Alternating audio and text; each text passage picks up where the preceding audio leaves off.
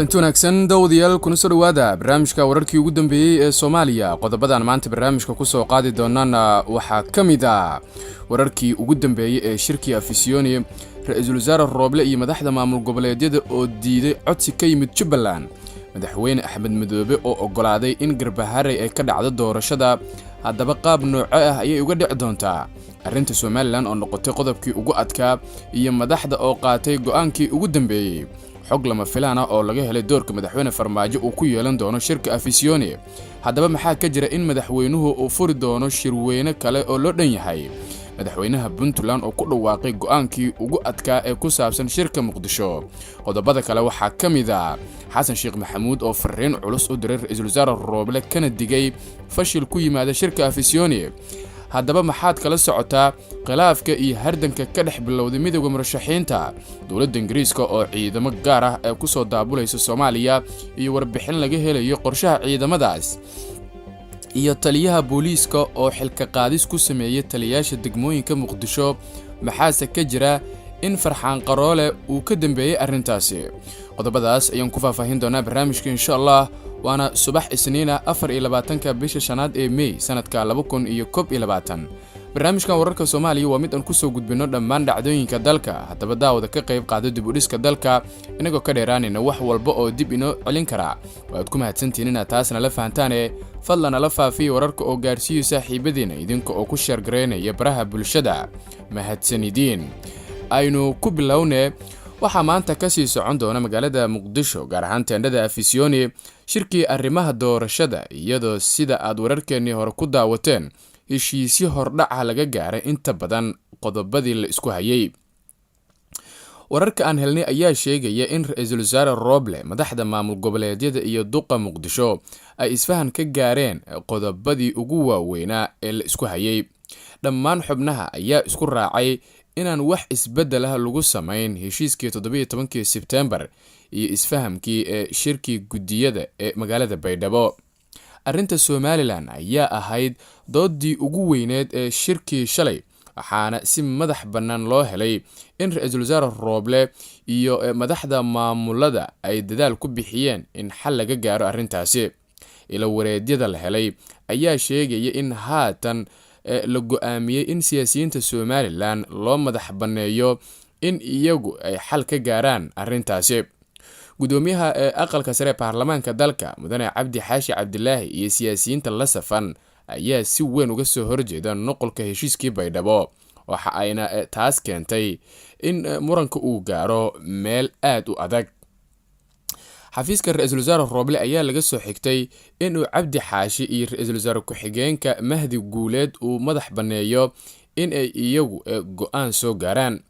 dhanka kale ra'iisul wasaare Rooble iyo madaxda maamul goboleedyada ayaa isku raaci waayay codsi ay wateen madaxda Jubbaland, Puntland iyo Hirshabelle oo ahaa in deegaan doorashada laga dhigo hal magaalo. wararka qaar ayaa sheegaya in qorshahan ay markii hore soo jeediyeen madaxweynayaasha Hirshabelle iyo Jubbaland ayna taageertay Puntland, laakiin arrintan ayaa waxaa ku yimid isbedel weyn.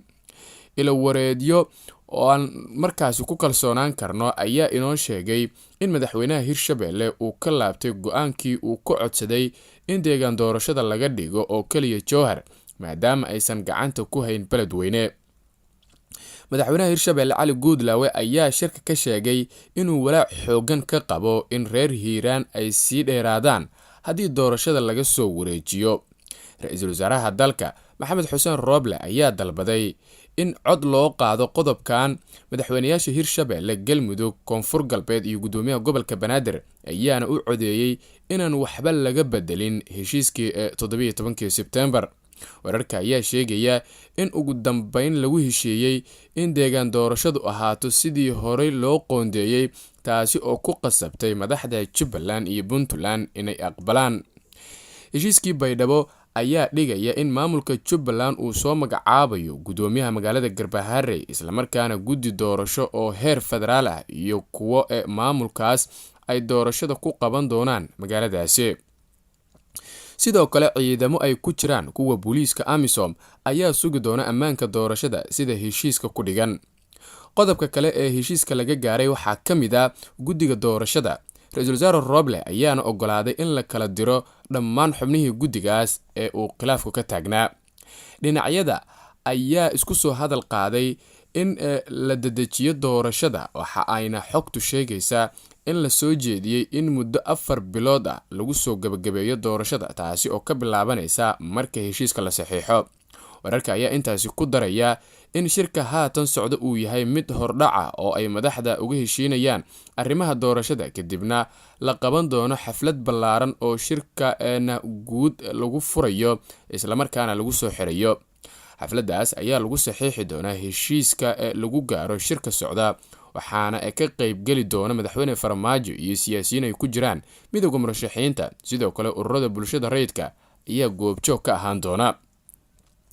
dhanka kale, madaxweynaha maamulka Puntland ayaa fariin culus ka soo saaray shirkii Afisyooni ee galay maanta maalintii 3aad. Saciid Dani ayaa sheegay in uu rajo weyn ka qabo shirka Muqdisho ayna qasab tahay inay heshiis ka gaaraan qodobadii la isku hayay. waxaan rajaynaynaa in wadahadalladu keeni doonaan heshiis doorasho islamarkaana lagu soo afjari doono khilaafkii hareeyay horeyna u taagnaa doorashadana ee ka jiray dalkuna uu galo doorasho degan, ayuu yiri madaxweynaha maamulka Puntland oo hadal uu Muqdisho ka jeediyey, sidoo kale kaga digay kagana hadlay xaaladaha ka taagan deegaanada maamulkiisa Puntland.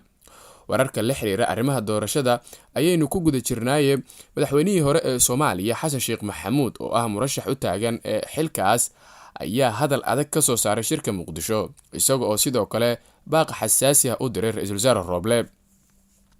Xasan Sheekh oo ka tirsan midowga murashaxiinta ayaa fariintan uu soo saaray ku sheegay in uu rajaynayo in uu shirka guuleysto, laakiin waxa uu sheegay in uu ka walaacsan yahay aaminaada lagu qabo hanaanka doorashada loo marayo.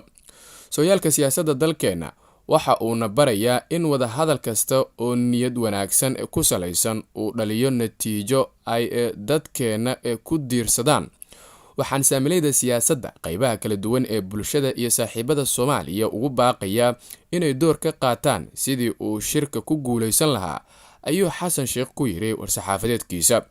madaxweynihii hore ee Soomaaliya ayaa dhanka kale ka digay in amniga uu faraha ka baxo islamarkaana la dumiyo dowladnimada. dhammaan dadka mudaxileedkoodu uu ka dhammaaday ee hay-adaha dastuuriga ah ee dowladda federaalka waxaa hubanti la-aan geliyey dowladnimadeena in uu ka dhammaado waqtiga, ayuu ku yiri fariintii Xasan Sheekh Maxamuud. sidoo kale murashax Xasan Sheekh ayaa ka dalbaday dhinacyada ku shirsan Afisyooni inay gaaraan xal degdeg ah si dalka doorasho u aado. warqadan ka soo baxday xafiiska Xasan Sheekh ayaa muujinaysa kala shaki soo kala dhexgalay midowga murashaxiinta. 16 bishan ayay ahayd markii midowga murashaxiinta ay ku kala aragti doonaayeen warqad looga hadlayay arrimaha doorashada. murashaxiin ay ku jiraan Xasan Cali Kheyre iyo Xasan Sheekh Maxamuud ayaa weli cadaadis ku hayay ra-iisul wasaare Roble, iyaga oo ka walwalsan in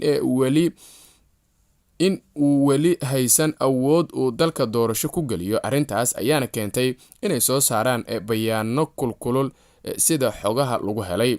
ila wareedyo kala duwan ayaa waxa ay sheegayaan in Sheekh Shariif madaxweynihii hore ee Soomaaliya ahna gudoomiyaha midowga murashaxiinta uu dalbaday in fursad la siiyo wada hadallada socda oo aan la mucaaradin.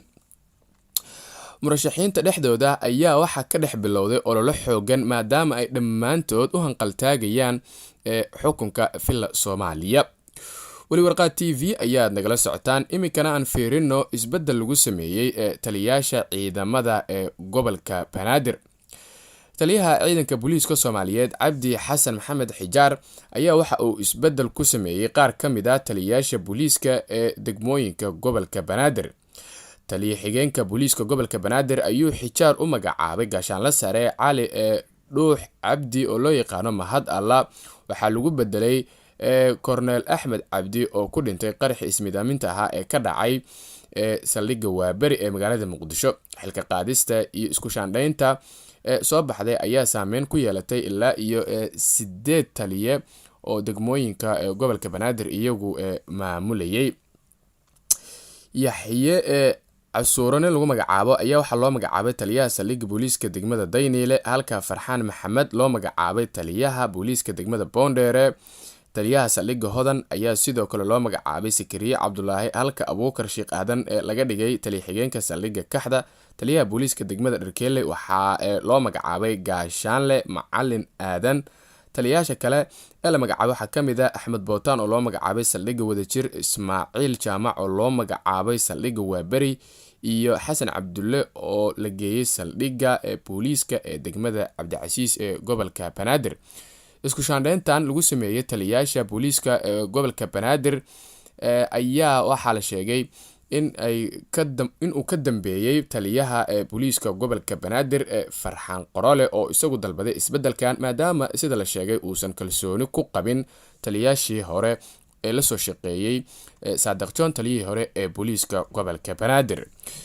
ugu dambeyntiina dowladda Britain ayaa qorsheynaysa inay Soomaaliya u soo dirto 250 askari oo si gaar ah u tababaran.